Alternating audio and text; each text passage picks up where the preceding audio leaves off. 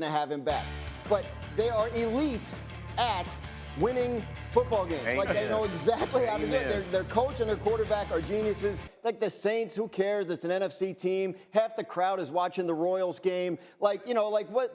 They won. They're good. The Kansas City Chiefs just will not lose, and it's incredible to watch what this organization does week in and week out. It's safe to say this is a dynasty, and over the last 3 years, they have found ways and have continued to reestablish new identities to keep this winning culture. The Saints came into this game feeling pretty good about their offense, but they could not get a lot going. The Chiefs were looking to become the first Super Bowl champion to start the following season 5-0 since the 2019 Patriots, and that's exactly what they did, and I'm going to talk all about it. But before I begin, I would really appreciate it if you would drop a like and subscribe. It only takes 5 seconds, plus you can always change your mind.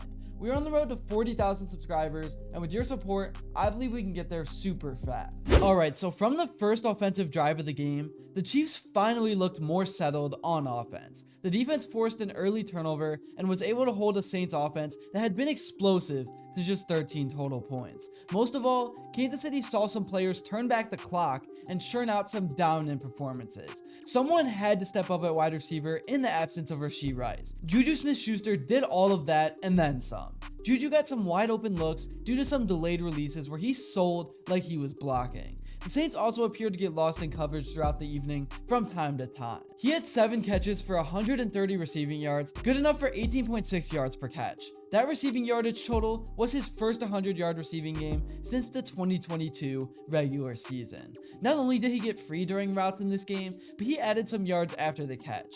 Kansas City's offense will be just fine if he can provide those traits moving forward. Speaking of veteran Chiefs skill players turning back the clock, Kareem Hunt was a handful for the New Orleans defense from the jump.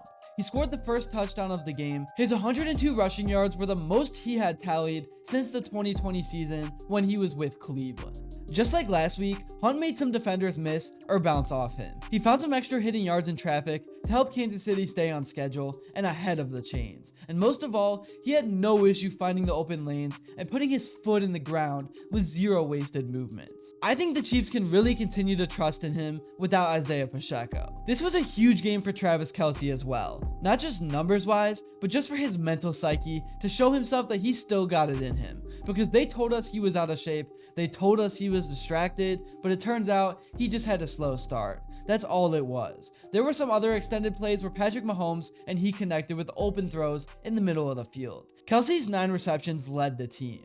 Even with the early season struggles, he always knows how to shine bright under the lights. His performance really was key in getting the Chiefs rolling through the air in the early going. Anyways, in terms of Patrick Mahomes, he may not have thrown a touchdown pass in this game, yet he looked extremely comfortable and confident compared to much of the last couple of weeks. He was on time, he recognized pressure much more consistently than last week, and additionally, he was even pulling the trigger on throws deep down the field. The interception in the red zone hurt, and it really was not his fault on a tip pass, but in the end, he was able to find rhythm and chemistry with numerous weapons on the depth chart. It felt like he, Andy Reid, and Matt Nagy were in their bag for much of the night. His 331 passing yards were his most in a single game this season, and that has to be a tremendous pick-me-up heading into the bye after some sluggish games. But yeah, ultimately, the Chiefs won. They are 5-0, and the NFL didn't want to see that happen.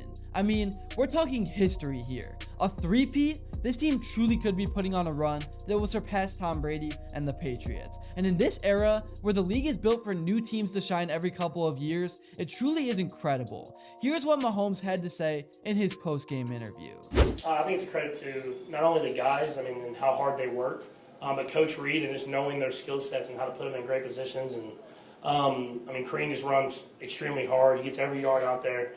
Catches the ball, does whatever it takes in order to go out there and win. And then Juju, even when he wasn't getting as many reps, he was in the playbook. He was learning the things that he had lost over 1 year. But y'all saw him 2 years ago. He fits in well in this offense, and so he did a great job today.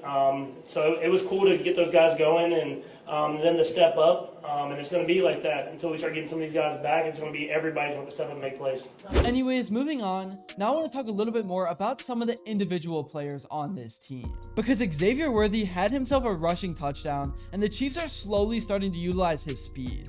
He only had 1 carry, but he made it count. and you can't expect a rookie to get a ton of workload on a team like this. But when Worthy reached the end zone, he found his mom and gave her the ball for her birthday. And I know I already mentioned Kareem Hunt, but as a Browns fan, I am sick to my stomach seeing this success. I know there's a lot of outside stuff with him, but on the field, there is no denying the production he brings. Defensively, the Chiefs were great in this game and have been all season long. I know when you think of the Saints, you don't necessarily think of the offense because of the previous few years, but they have been surging early on in this season. Even Mahomes himself said that people are starting to realize that the defense is playing their tails off. He also talked about how himself and the offense need to do a better job of capitalizing on the opportunities that the defense provides them. Spagnuolo's defense is allowing 17 points per game and has given up 21 plus points only once this season, week 2 versus Cincinnati. The defense has carried the load dating back to last season, and Kansas City has won 11 consecutive games, including playoffs, and has just a plus 74 point differential in that span,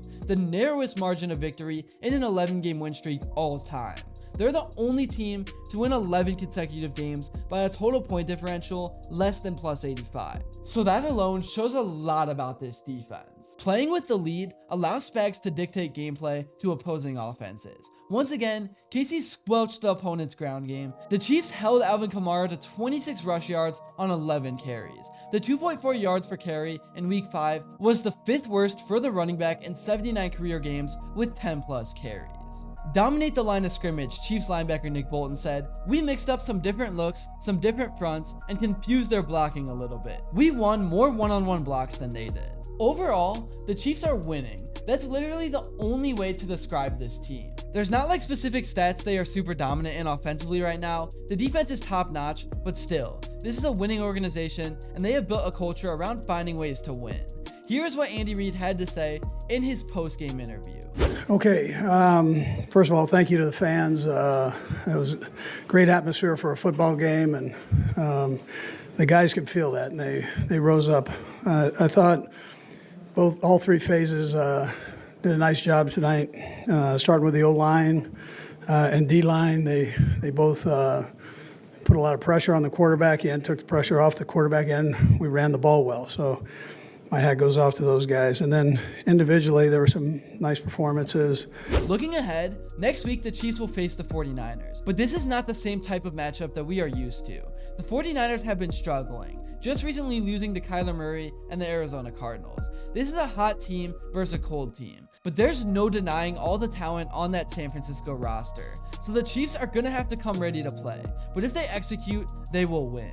That's really all I have to say for this video. Thank you all so much if you made it to this point, and if you enjoyed and haven't yet, please be sure to drop a like and subscribe, because your support truly does mean the world. And also, let me know what you would like to see next, and until then, I will see you all later.